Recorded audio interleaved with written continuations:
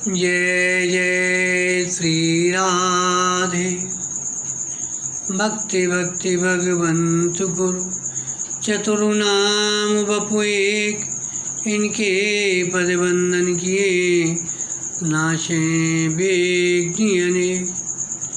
श्याम प्यारी कुंज बिहारी जय जय श्री हरिदास दुलारी। श्याम प्यारी कुंज बिहारी जय जय श्री हरिदास दुलारी। श्याम प्यारी कुंज बिहारी जय जय श्री हरिदास दुलारी। आज के सत्संग में श्री कृष्ण चैतन्य महाप्रभु का आगे का चरित्र वर्णन करेंगे। एक दिन गौर सुंदर श्री निमाई अपने परम सुहृद पंडित श्री गदाधर जी को साथ लेकर परम वैष्णव श्री अद्वैताचार्य जी का दर्शन करने गए। दर्शन करते ही श्री महाप्रभु जी को भावावेश आ गया। उसी आवेश में बोले, अद्वैत, जिनकी तुमने इतने दिन से श्री गंगा जल और तुलसी दल से आराधना की, वह मैं आ गया। अब तुम्हारे सब मनोरथ शीघ्र पूर्ण होंगे।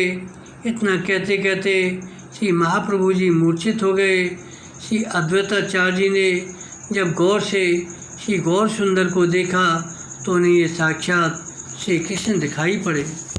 फिर तो वे मारे आनंद के उछल पड़े कि देश की दुर्दशा देखकर जीवों का उद्धार करने के लिए मैंने जिन श्री हरि की आराधना की थी वे अब प्रकट हो गए हैं।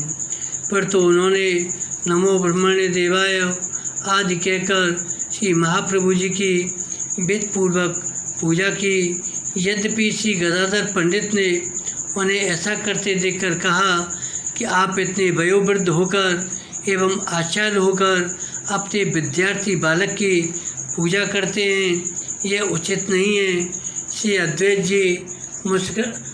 जी ने मुस्कुरा कर कहा, अब थोड़े ही दिन में हमारे औचित्य का पता सबको लग जाएगा। मूर्छा दूर होने पर श्री महाप्रभु जी ने आचार्यपाद की स्तुति की और श्री कृष्ण प्रेम का आशीर्वाद लेकर उन्हें अपने घर चले आए। इसके बाद श्री अद्वैत जी ने अपने मन में यह संकल्प किया कि यदि श्री महाप्रभु की मेरे ऊपर कृपा है तो वे स्वयं मुझे बुलाकर अपने परिकरों में शामिल कर लेंगे। अतः वे नवद्वीप छोड़कर अपने गांव शांतिपुर चले गए।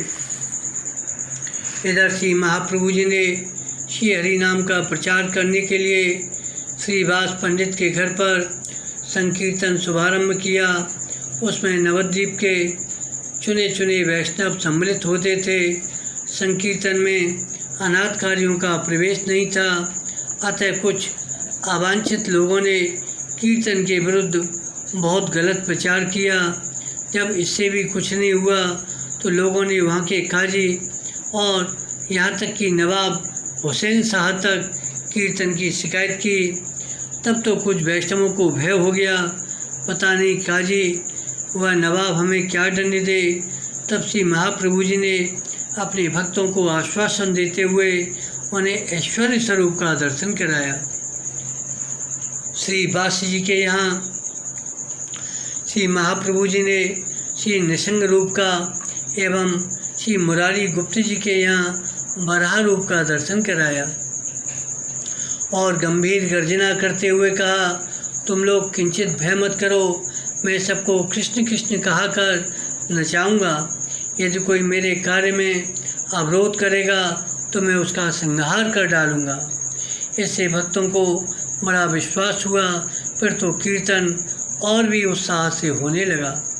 धीरे धीरे श्री मन महाप्रभु जी के परकर जहाँ तहाँ से एकत्रित होकर नवद्वीप में आने लगे, जिनमें श्रीमन नित्यानंद जी, श्री हरिदास जी, श्री पुंडरीक जी, श्री विद्यानिधि जी, सार्वभौम वासुदेव जी और श्री मुकुंद माधव जी और श्री गदाधर जी आदि प्रमुख हैं। परंतु अभी श्री अद्वैताचार्य जी नहीं आए। श्री महाप्रभु जी भावावेश में उनका स्मरण करते थे। आखिर श्री महाप्रभु ने बुलाने के लिए श्रीवास पंडित के भाई श्री रमाई पंडित को भेजा। श्री महाप्रभु का संदेश सुनकर श्री अद्वैत गदगद हो गए। तुरंत पूजा की सामग्री सजाकर नवद्वीप के लिए प्रस्थान कर दिए। नवद्वीप आकर आचार्य पास सीधे महाप्रभु के पास न जाकर श्री नंदनाचार्य जी के यहाँ रुके और श्री रमाई से कहलवा दिया, कह देना वे नहीं आए। परंतु श्री महाप्रभु जी से उनका आगमन छिपा नहीं रहा। इन्होंने आवेश में आकर कहा, देखो नाड़ा शांतिपुर से आ गया है, परंतु हमारी परीक्षा लेने के लिए श्री नंदनाचार्य जी के घर रुका है। श्री रमाई पंडित ने श्री अद्वैताचार्य जी से जाकर यह वृत्तांत कहा तो वे धैर्य नहीं धारण कर सके। तुरंत श्रीवास पंडित के घर आकर श्री महाप्रभु जी के चरणों में लोटपोट हो गए। फिर विधिवत पूजन किया। श्री महाप्रभु जी ने उन्हें हृदय से लगा लिया। श्री अद्वैताचार्य जी को तत्काल प्रेमावेश हो गया। वे दोनों हाथ उठाकर खूब नृत्य एवं संकीर्तन किए। एक दिन श्रीवास पंडित के घर श्री महाप्रभु जी को पूरे 7 पहर 21 घंटे तक भगवत आवेश बना रहा। उसी दिन भक्तों ने राजोपचार से श्री महाप्रभु का महापूजन किया। अंत में भक्तों की प्रार्थना पर श्री महाप्रभु जी ने अपने महाप्रकाश को संवरण किया। तेज संवरण करते ही श्री महाप्रभु जी मूर्छित हो गए। फिर भक्तों ने मिलकर नाम संकीर्तन किया, तब प्रभु चैतन्य हुए। इस प्रकार इस दिन 30 घंटे तक लगातार परमानंद का सिंधु उमड़ता रहा। इस लीला को महाप्रकाश लीला कहते हैं। इसके बाद श्री महाप्रभु जी अपने परकरों के सहयोग से घर घर में श्री हरि नाम का प्रचार करने लगे। जगाई मदाही सरी के पतितों का उद्धार किया। कुछ विदेशी ब्राह्मणों को श्री महाप्रभु जी का परम उत्कर्ष सहन नहीं हुआ, अतः उन सबों ने वहाँ के काजी चाँद खां को भड़काया। बस उसने एक दिन कुछ यवनों को लेकर संकीर्तन भवन में घुसकर कीर्तनकारियों के मृदंग खोल, करताल आदि को तोड़ फोड़ डाला तथा भविष्य के लिए कठोर चेतावनी दी। तब श्री महाप्रभु जी ने वैष्णवों की प्रार्थना पर काजी का उद्धार करने का संकल्प करके विशाल नगर संकीर्तन का आयोजन किया। सहस्रों लक्षों लोग साथ हुए। नवद्वीप में ऐसा नगर कीर्तन कभी नहीं हुआ था। कीर्तन की तुमुल ध्वनि सुनकर काजी घर में घुस गया। श्री महाप्रभु जी ने काजी के द्वार पर जाकर समस्त समुदाय को शांत करके काजी को बुलवाया। बड़े ही भद्रतापूर्वक पूछा, तुमने कीर्तन को बंद करने का आदेश क्यों दिया? काजी ने कहा, आपकी बिरादरी के बहुत से लोगों ने एवं कुछ मेरे मुल्लाओं ने भी कहा था कि निमाई पंडित शास्त्र विरुद्ध काम करते हैं, इससे देश में दुर्भिक्ष पड़ेगा।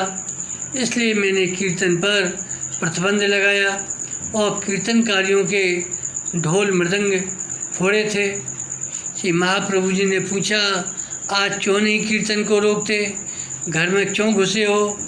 तब काजी ने कहा, देखो गौरहरि, मैंने जिस दिन एक भक्त के घर में घुसकर ढोल खोल फोड़ा था, उसी दिन रात्रि में मुझे स्वप्न में एक बड़ा भयंकर सिंह दिखाई पड़ा और मेरे समीप आकर कह रहा था, यदि अब तूने कीर्तन का विरोध किया तो उसी खोल की तरह मैं तुम्हारा पेट फाड़ डालूँगा। इतना कहकर उस सिंह ने मेरे पेट पर अपना पंजा लगा दिया। इतने में मैं चीख कर जाग पड़ा। स्वप्न का वह भय मेरे मन में अभी तक समाया हुआ है, अतः मैं कीर्तन का विरोध नहीं करूँगा। देखो गौरहरि, अब मैं जान गया तुम साक्षात नारायण हो, मैं तुम्हारी शरण हूँ, तुम मेरी रक्षा करो। इतना कहकर काजी श्री महाप्रभु जी के चरणों में पड़ गया। श्री महाप्रभु जी ने उसे उठाकर हृदय से लगा लिया। श्री प्रभु का प्रेम आलिंगन पाकर काजी प्रेमोन्मत्त हो गया। वह भी दोनों हाथ उठाकर कीर्तन करने लगा। लोग इस दृश्य को देखकर दंग रह गए। इस प्रकार श्री महाप्रभु जी ने काजी का उद्धार किया। श्री महाप्रभु जी ने अपने भक्तों के साथ भी खूब मनमाना विनोद किया। कभी तो सबको एकत्रित करके श्री कृष्ण लीला का अभिनय करते, स्वयं रुक्मिणी तथा राधा का पाठ करते। पाठ में आपको सदाई भावावेश आ जाया करता। एक दिन भक्तों ने श्री महाप्रभु के समक्ष आम्र महोत्सव का प्रस्ताव रखा। श्री महाप्रभु जी ने सबके सामने ही आम की एक गुठली पृथ्वी में गाड़ दी। वह तत्काल सबके देखते देखते अंकुरित होकर मुहूर्त मात्र में वृक्ष रूप हो गया। उसमें तुरंत ही फल भी लगे और बात में फल पक गए। पर तो सबने जी भरकर आम खाया। एक दिन श्रीवास पंडित के घर कीर्तन हो रहा था। संयोग से उनका इकलौता पुत्र मृत्यु को प्राप्त हो गया। माता क्रंदन करने लगी। उस समय श्री व्यास जी ने पत्नी से कहा, यदि तुम लोगों ने रोज चिल्लाकर श्री महाप्रभु के कीर्तन में विघ्न डाला तो मैं गंगा जी में कूदकर प्राण दे दूंगा। माता हृदय पर वज्र रखकर चुप हो गई। परंतु यह महाविषाद का प्रसंग श्री महाप्रभु जी से अधिक देर तक छिपा नहीं रहा। कीर्तन में मन उच्चाटन होने पर श्री महाप्रभु जी ने पूछा, कोई अप्रिय घटना तो नहीं घट गई? श्री व्यास जी ने तो कुछ नहीं कहा, परंतु एक भक्त ने धीरे से यह दुखद समाचार सुना ही दिया। श्री महाप्रभु जी को समस्त वृत्तांत मालूम हुआ तो आंसुओं की धारा बहाते हुए श्री व्यास जी से बोले, पंडित जी, आपने अपूर्व कीर्तन निष्ठा से श्री कृष्ण को खरीद लिया। आप धन्य, आपकी भक्ति धन्य। आप जैसे भक्तों के दर्शन मात्र से ही करोड़ों जन्मों के पाप क्षण मात्र में नष्ट हो जाते हैं। फिर श्री महाप्रभु ने मृतक बालक की आत्मा को बुलाकर उसे आत्मकथा कहलवाई एवं सबको ज्ञान उपदेश दिलवाया। तदंतर श्री महाप्रभु जी ने श्रीवास पंडित से कहा, आज से आप मुझको एवं नित्यानंद जी को अपना पुत्र समझना। इस प्रकार श्री महाप्रभु जी ने अपने भक्तों को कभी अपना ऐश्वर्य दिखाकर तो कभी अपना अत्यंत माधुर्य दिखाकर परम आनंद प्रदान किया। यह सब लीलाएं श्री महाप्रभु जी ने 24 वर्ष के अंदर की हैं, जिसे भक्तगण आदि लीला कहते हैं। इसके बाद श्री महाप्रभु जी की मध्य स्थली लीला प्रारंभ होती है। इसमें श्री महाप्रभु जी ने श्री कृष्ण भक्ति के अधिकाधिक प्रचार के लिए घर छोड़कर संन्यास लिया है। श्री महाप्रभु जी ने अपने संन्यास का निश्चय श्री नित्यानंद जी, श्री गदाधर जी आदि कुछ अंतरंग व्यक्तियों को जब बताया तो सबके हृदय में मानो वज्रपात सा हो गया। धीरे धीरे ये संन्यास की वार्ता सची माता एवं पति प्राणा श्री विष्णुप्रिया के कानों में पड़ी। सर्वत्र हाहाकार मच गया, परंतु कोई भी श्री महाप्रभु जी को अपने निश्चय से विचलित नहीं कर सका। अपनी माता, पत्नी और भक्तवृंदों को नाना प्रकार से सांत्वना देकर उन सबकी अनुमति प्राप्त कर ली। अंत में माघ महीने में संक्रांति के दिन श्री महाप्रभु जी माता, पत्नी एवं प्रिय परकरों की अपार मोह ममता को छोड़कर 2 घड़ी रात्रि शेष रहे घर से निकल पड़े। माघ की ठंडी रात में एक वस्त्र पहने गंगा में कूदकर पार हो गए। आज भी गंगा का वह घाट निर्दय घाट के नाम से प्रसिद्ध है।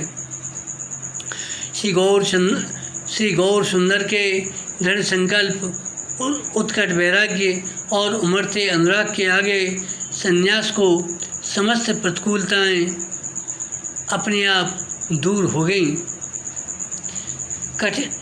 कटवा निवासी श्री केशव भारती ने आपको विधि पूर्वक संन्यास की दीक्षा दी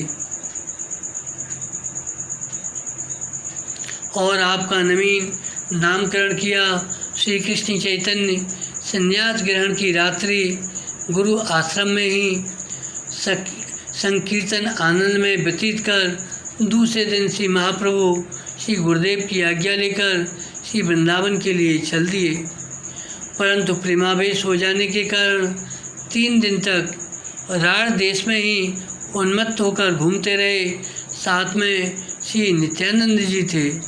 इसके बाद श्री महाप्रभु जी श्री नित्यानंद जी को नवद्वीप भेजकर चौथे दिन शांतिपुर में श्री अद्वैताचार्य जी के घर आए। श्री नित्यानंद जी के द्वारा नवद्वीप वासियों को श्री महाप्रभु जी का पता मिला तो लाखों नदियावासी अपनी गौर सुंदर का दर्शन करने के लिए शांतिपुर पहुँचे। श्री सची माता तो पुत्र वियोग में 5 दिन से कुछ खाई नहीं थी। श्री नित्यानंद जी ने श्री महाप्रभु का समाचार सुनाकर माता को भोजन कराया। फिर उनको पालकी में बैठाकर भक्त मंडली सहित शांतिपुर पहुँचे। पहले जो लोग कुछ विरोध मानते थे वे भी बैरभाव भुलाकर वहाँ गए और महाप्रभु के चरणों में पड़कर बार बार क्षमा याचना किए। माता पुत्र का मिलन अत्यंत हृदय विदारक था। श्री महाप्रभु जी ने माता के चरणों में प्रणाम करके कहा, माँ, मैं तो सदा तुम्हारा ही रहूँगा। मैंने संन्यास ले लिया है, तब भी तू जहाँ कहेगी वहीं रहूँगा, जैसे रखेगी वैसे रहूँगा। यह सुनकर माता को कुछ धैर्य हुआ। फिर सची माता ने अपने हाथ से बनाई भोजन बनाकर अपनी निमाई को भोजन कराया। 10 दिन तक शांतिपुर में रहकर माता के हाथ का भोजन कर माँ को परम संतोष प्रदान करने के बाद श्री महाप्रभु जी माता की आज्ञा लेकर श्री जगन्नाथपुरी की यात्रा किए। श्री नित्यानंद जी, श्री जगदानंद आदि महान भाव श्री महाप्रभु जी के संग लग गए। मार्ग में असंख्यों लोगों को अपने दर्शन, स्पर्श, आलिंगन, नामोच्चारण आदि से कृतार्थ करते हुए अनेक ग्रामों नगरों को पार करते हुए श्री महाप्रभु जी रेणुका क्षेत्र में श्री खीरचोरा गोपीनाथ जी एवं कटक में साक्षी गोपाल जी का दर्शन करते हुए भुवनेश्वर पहुँचे। वहाँ श्री महादेव जी का दर्शन कर भगवान नाम संकीर्तन करते हुए आगे चले तो नित्यानंद जी ने प्रेमावतार श्री महाप्रभु जी के लिए दंड की आवश्यकता न समझकर उसे तोड़कर फेंक दिया। तब महाप्रभु जी ने कुछ क्षोभ प्रकट किया तो उन्होंने कहा, आप मुझे ही अपना दंड समझें। आगे जब 18 नाला नामक स्थान पर पहुँचे और दूर से श्री जगन्नाथ भगवान के मंदिर का शिखर दिखलाई देने लगा तो महाप्रभु जी वहाँ से तीर की भांति छूटे, सब संगी पीछे रह गए। श्री जगन्नाथ भगवान का दर्शन करके महाप्रभु जी प्रेमावेश में मूर्छित हो गए। देवयोग से उस समय सार्वभौम श्री वासुदेव भट्टाचार्य जी वहाँ उपस्थित थे। वे सेवकों द्वारा महाप्रभु जी को उठाकर अपने घर ले गए। इतने में ही आपके साथी भी वहाँ पहुँच गए। सबने उच्च स्वर से श्री कृष्ण नाम का संकीर्तन किया। तब महाप्रभु जी की मूर्छा दूर हुई।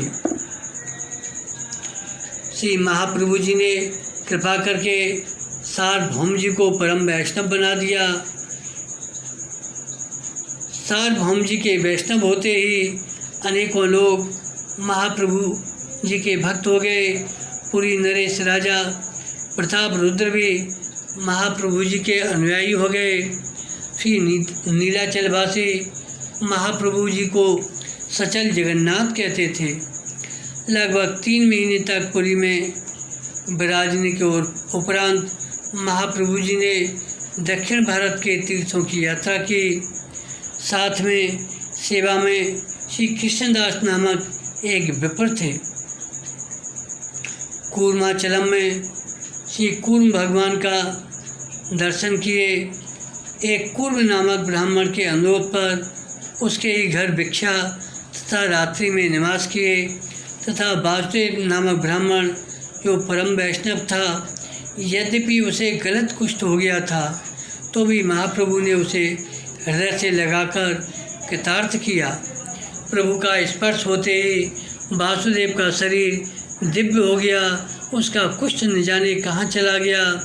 आगे चलने पर विद्यानगर में राज्याधिकारी परम वैष्णव विद्वान श्री रामानंदाचार्य जी से मिलन हुआ। महाप्रभु ने लोक कल्याणार्थ श्री रामानंद राय के मुख से साध्य साधन तत्व का अत्यंत सुंदर निरूपण करवाया। अंत में अपने राधा कृष्ण मिलित रूप का दर्शन कराया तथा राजकाज का प्रपंच छोड़कर श्री जगन्नाथपुरी में रहने का आदेश दिया।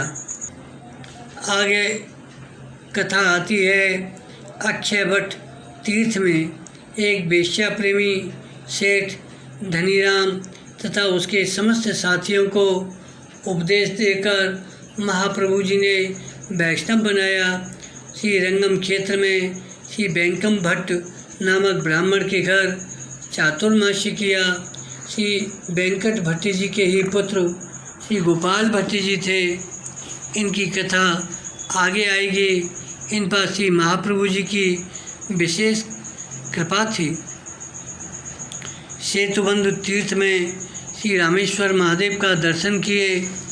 त्रिवांकुर राज्य में पहुंचकर श्री आदिकेशव भगवान का दर्शन किए। वहाँ इनको वैष्णव सिद्धांतों के अपूर्व ग्रंथ श्री ब्रह्म संहिता की उपलब्धि हुई। श्री कृष्ण वीणा नदी के किनारे पर निवास करने वाले ब्राह्मणों के यहाँ से बिल्व मंगलकृत श्री कृष्ण कर्णामृत ग्रंथ की प्राप्ति हुई। इन दोनों ग्रंथों को बड़े यत्न से श्री महाप्रभु साथ लाए। पंढरपुर में पुंडरीकनाथ भगवान का दर्शन एवं उनके सामने नृत्य किए। चोरानंदी वन में नौरोजी डाकू को उसके दल सहित उपदेश देकर वैष्णव बनाया। नौरोजी बड़ौदा तक श्री महाप्रभु जी के साथ सेवा में रहा। यहीं उसने श्री महाप्रभु जी के सामने अपने नश्वरी का त्याग किया था। श्री द्वारकापुरी में भगवान द्वारकाधीश का दर्शन किए एवं 15 दिन तक वहाँ निवास किए। इसी प्रकार दक्षिण के समस्त तीर्थों का दर्शन करके महाप्रभु जी पुनः श्री जगन्नाथपुरी के लिए लौट पड़े। मार्ग में पुनः विद्यानगर के राय रामानंद जी से मिलकर उन्हें शीघ्र पुरी आने का आदेश देकर पुरी के समीप श्री अलालनाथ जगह पर आप पहुँचे। श्री महाप्रभु जी के शुभ आगमन का समाचार सुनते ही अलालनाथ में ही भक्तों की भीड़ लग गई। फिर सब लोगों ने श्री महाप्रभु जी के साथ आकर श्री जगन्नाथ भगवान का दर्शन किया।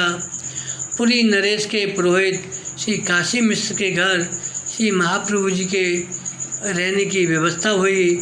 समाचार पाकर नवद्वीप के भक्तगण भी श्री पुरी आ गए। बड़ा आनंदमय वातावरण बना।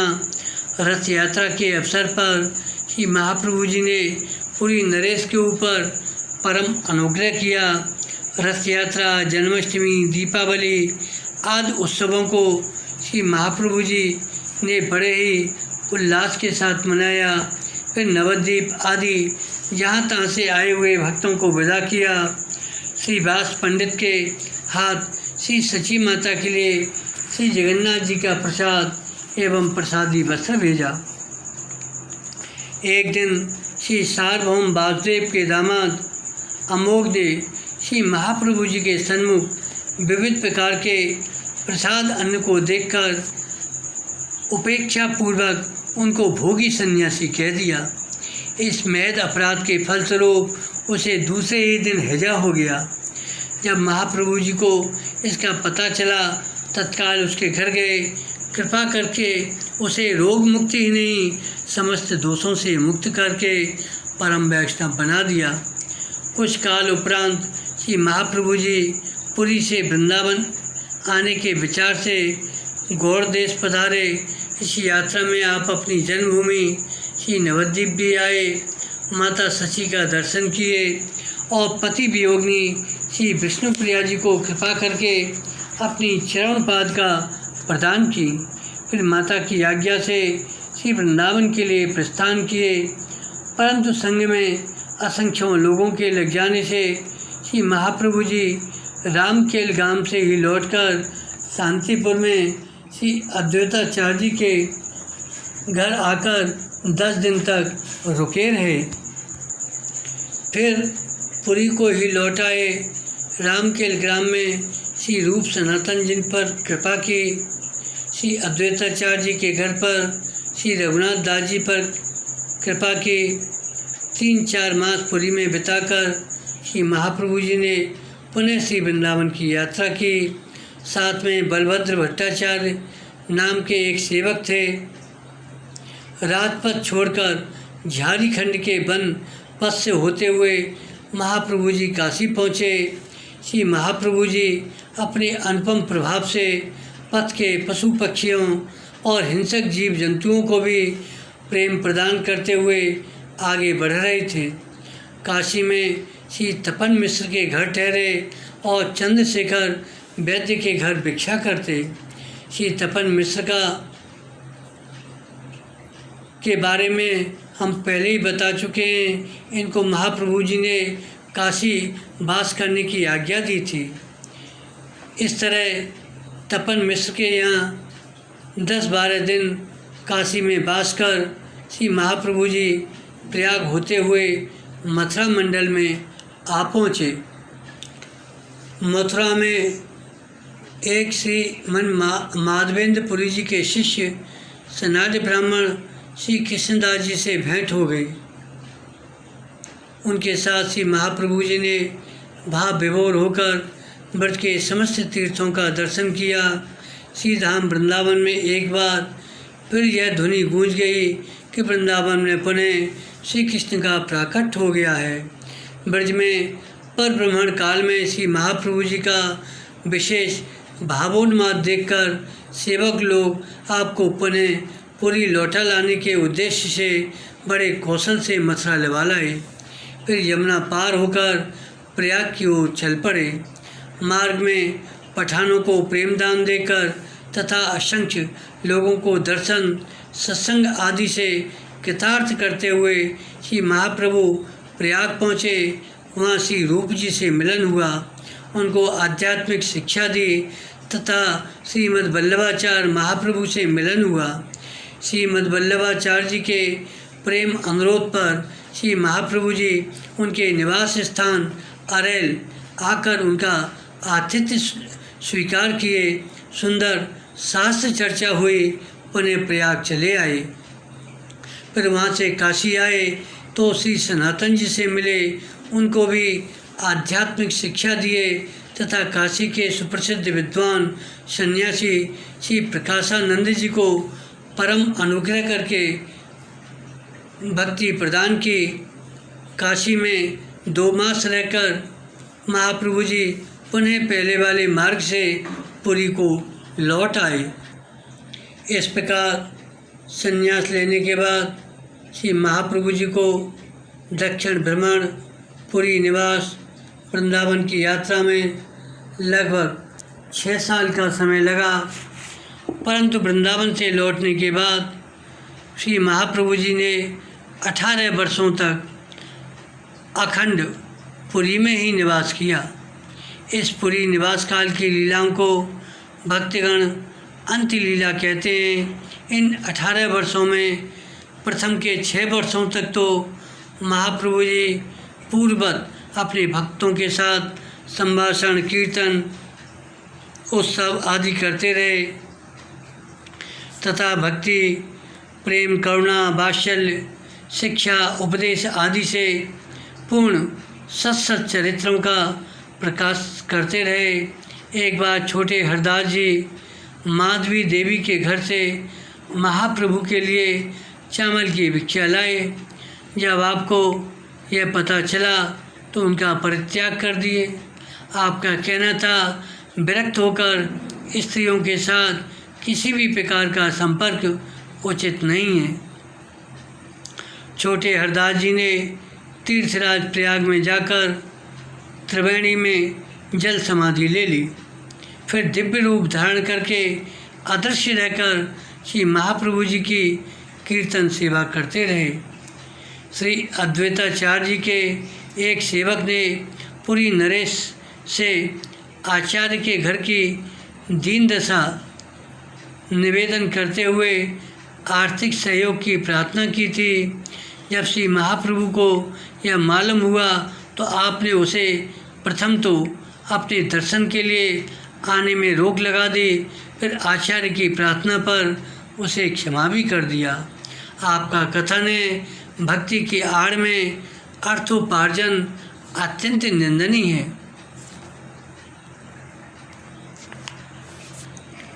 श्री राय रामानंद जी के छोटे भाई गोपीनाथ पट्टनायक, जो पुरी नरेश की ओर से एक देश के शासक नियुक्त थे, उन्हें एक निश्चित धनराशि सालाना राजा को देना पड़ता था, परंतु विषयासक्त होने के कारण कभी भी ठीक से राजा का भुगतान नहीं किए।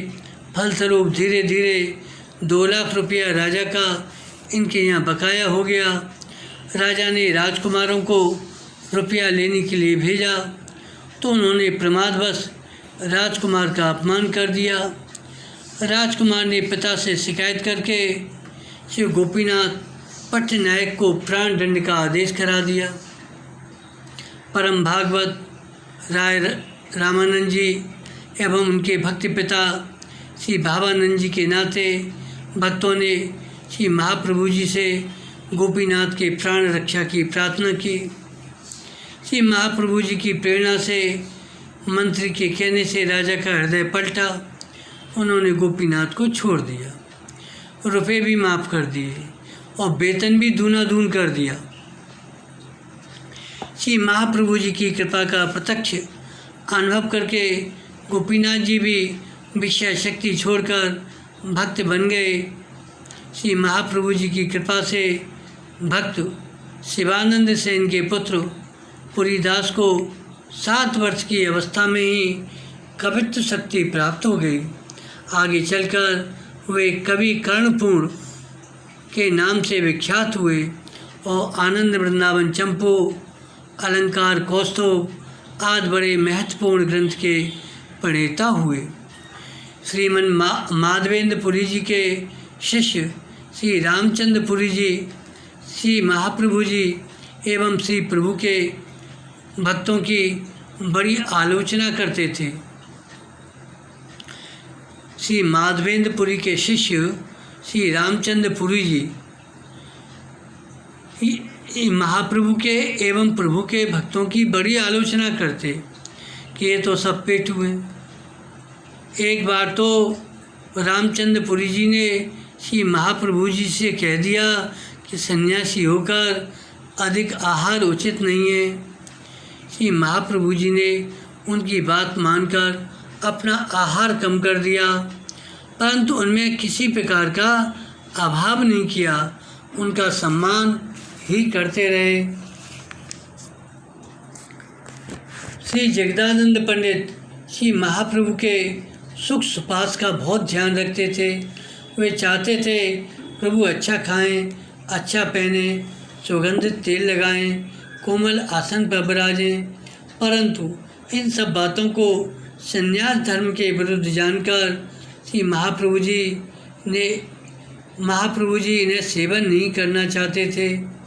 फलस्वरूप श्री जगदानंद से श्री महाप्रभु का प्रणय कलह होता रहता था। इस प्रकार लीला विलास करते हुए महाप्रभु जी ने भक्तों के साथ 6 वर्ष व्यतीत किए।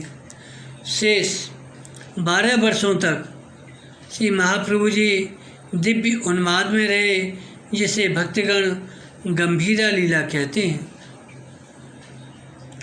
पुरी नरेश के राज्य गुरु पंडित काशीनाथ मिश्र के विशाल भवन में गुफा की भांति एक छोटा सा एकांत स्थान था। इसी का नाम गंभीरा है। श्री महाप्रभु जी जब सबसे पृथक होकर एकांत की इच्छा करते तभी इसी स्थान में आकर विश्राम करते। बस इसी गंभीरा मंदिर में श्री महाप्रभु जी के अंतिम 12 वर्ष श्री कृष्ण के विरह में रोते बिलखते बीते। श्री कृष्ण के मथुरा चले जाने पर विरहिणी ब्रजबालाओं की, विशेषता श्री राधा जी की जो अनर्वचनी दिव्य उन्माद दशा थी, वही दशा श्री गौरचंद्र जी की गंभीरा लीला में अभिव्यक्त हुई। कभी पुष्प वाटिका को ही वृंदावन समझकर वहाँ के तरुलता पशु पक्षियों से गोपियों की भांति प्राणनाथ श्री कृष्ण को पूछते, उन्मत्त घूमा करते। कभी विरह की असहज तीव्र ज्वाला से अधीर होकर गंभीरा की दीवालों पर श्री मुख को रगड़ रगड़ कर क्षत विक्षिप्त कर डालते। कभी सागर स्नान जाते तो बालू के ऊंचे ऊंचे टीलों को गिरिराज पर्वत समझकर उन्मत्त होकर उनकी ओर दौड़ते दौड़ते दौड़ते मूर्छित हो जाते तथा घंटों तक तप्त बालिका में पड़े रहते। श्री भक्तमाली जी के टीकाकार श्री प्रियादास जी ने महाप्रभु जी की लोकोत्तर प्रेम की दशा का वर्णन किया है। एक दिन भगवान की कालिंदी कुल की जल क्रीड़ाओं का स्मरण कर भावावेश में रात्रि के समय मंदिर से भागकर समुद्र में कूद पड़े। उस भावावेश में सारी रात समुद्र के अगाध जल में डूबते उछलते रहे। मछुओं के जाल में पड़कर आपका शरीर बाहर निकला। जिस मछुए को आपके श्री अंग का स्पर्श हो गया था वह भी प्रेमोन्मत्त हो गया। उसी मछुए के द्वारा पता लगने पर भक्तों ने श्री महाप्रभु के कानों में जब श्री हरि नाम सुनाया तब कुछ कुछ बाह्य दशा में आकर उसी लीला विरह का वर्णन करने लगे। दिनों दिन श्री महाप्रभु जी की उन्माद अवस्था तीव्र से भी तीव्र होती चली गई। तन्मयता और विरह शक्ति चरम सीमा पर पहुंच गई। अंततोगत्ता साके 1455 सम्मत 1590 का आषाढ़ मास था। एक दिन के तीसरे पहर श्री महाप्रभु जी श्री जगन्नाथ जी के मंदिर की ओर दौड़ पड़े। उस दिन आप अपने नित्य नियम से खड़े होकर दर्शन करने के स्थान गरुड़ स्तंभ के समीप न रुककर सीधे मंदिर के द्वार पर जा पहुँचे और सबके देखते देखते मंदिर में प्रवेश कर गए। उस समय मंदिर के सभी किवाड़ अपने आप बंद हो गए। श्री महाप्रभु जी रूप सचल जगन्नाथ और अचल जगन्नाथ एक हो गए। श्री चैतन्य मंगल ग्रंथ के रचयिता श्री लोचनदास ठाकुर कहते हैं, तृतीय पहर बेला रविवार दिने जगन्नाथे लीन होइला प्रभु आपने। रविवार के दिन तृतीय पहर में महाप्रभु जगन्नाथ जी में लीन हुए थे। श्री महाप्रभु द्वारा विरचित शिक्षा सार सर्वस्व शिक्षाष्टक भक्तों का प्राण सर्वस्व है। नामान रागियों पर अनुग्रह करते हुए